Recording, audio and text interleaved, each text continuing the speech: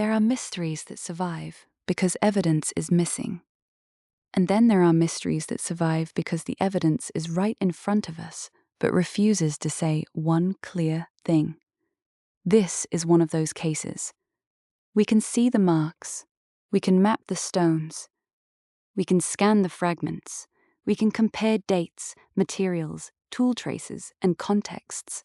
But every answer opens a second door.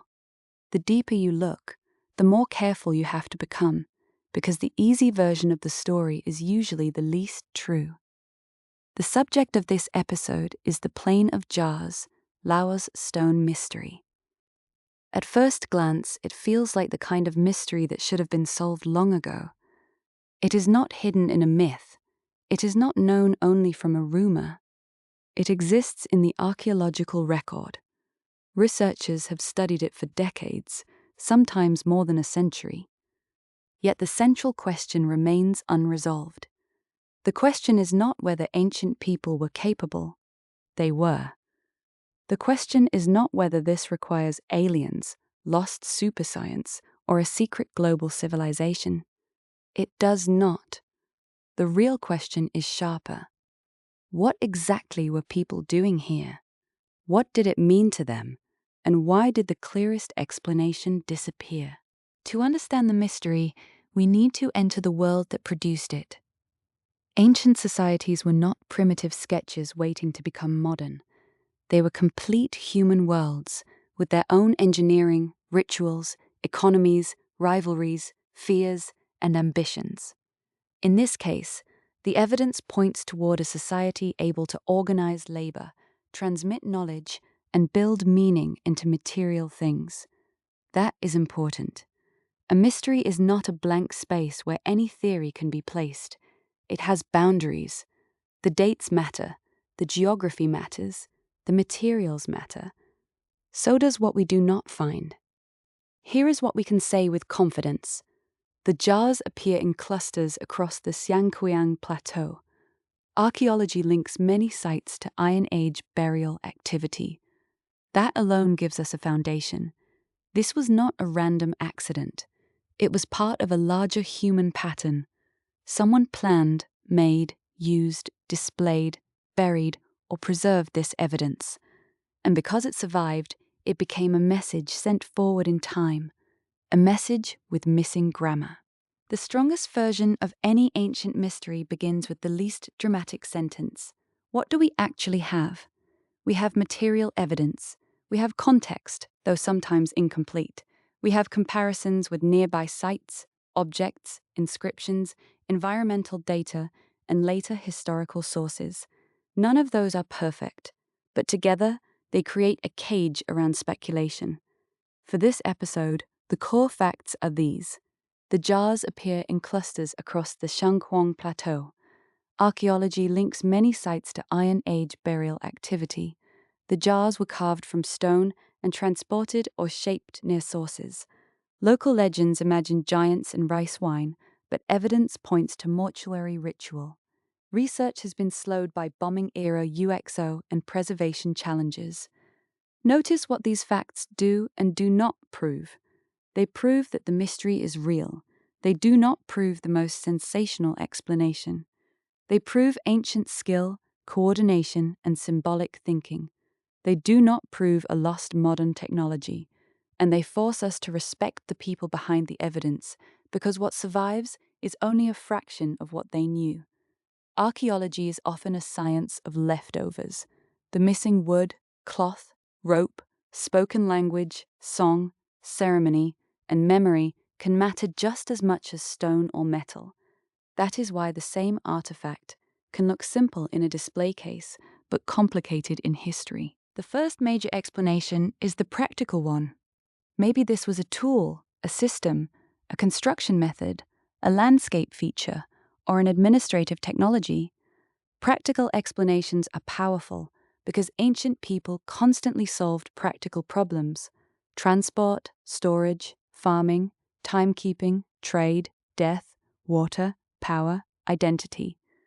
The second explanation is social or ritual. In the ancient world, useful and sacred were not opposites.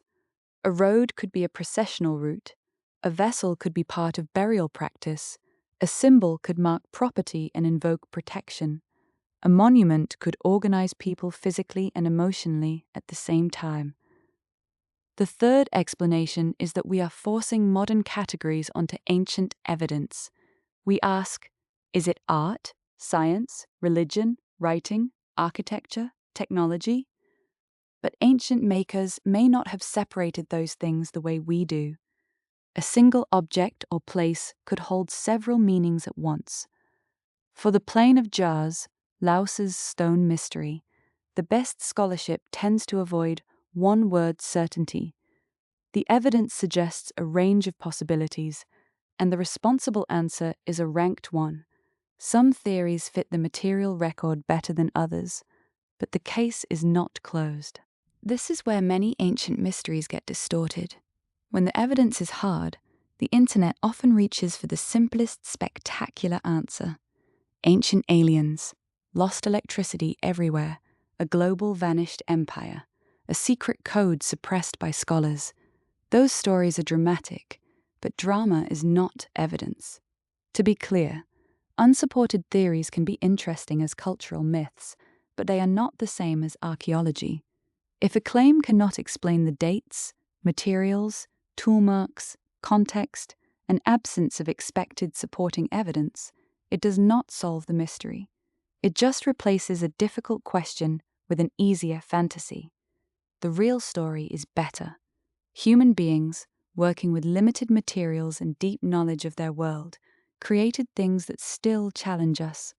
That is not less impressive than a fantasy. It is more impressive. So why has the mystery lasted? First, the evidence is incomplete. Time destroys. Looting removes context. Early excavations often recorded less than modern archaeology requires. Organic materials vanish. Political conditions and funding shape what can be studied. Second, the surviving evidence may be ambiguous by nature. A repeated mark, a stone chamber, a bronze object, a line across a desert, or a monumental structure can have multiple functions across its lifetime. Third, the people who made it may not have left written explanations, or if they did, we have not found them, cannot read them, or cannot connect them confidently to the object or site. Finally, new technology often sharpens the mystery before solving it. LiDAR reveals hidden landscapes, CT scans reveal internal structures, chemical analysis reveals materials and residues. But more data can create more questions. A good mystery does not shrink immediately under a microscope. Sometimes it becomes more precise. The most cautious interpretation is this.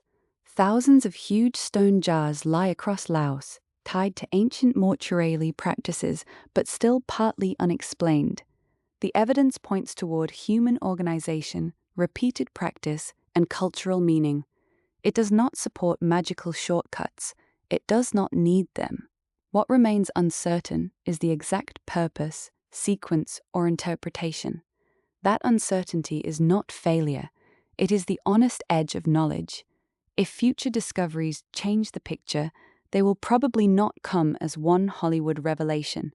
They will come as a new inscription, a better dated layer, a residue analysis, a newly mapped feature, a re-examined museum object, or a comparison nobody had enough data to make before. That is how ancient mysteries usually move, not from darkness to total certainty, but from vague wonder to sharper questions. What makes this mystery powerful is not that ancient people were unknowable. It is that they were fully human, and we only have fragments of their choices. Someone made this. Someone understood it.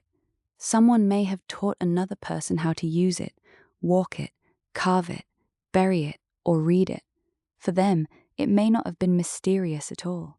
It may have been obvious, ordinary, sacred, technical, political, or all of those at once. And now we stand on the other side of time, trying to reconstruct a vanished explanation from surviving clues. That is the real thrill of archaeology. Not pretending we have every answer, but learning how to ask better questions. So when we look at the Plain of Jars, Laos Stone Mystery, The honest conclusion is this: the mystery is not empty. It is crowded with evidence, but the final sentence has not been found. Maybe someday it will be. Until then, the silence itself is part of the story.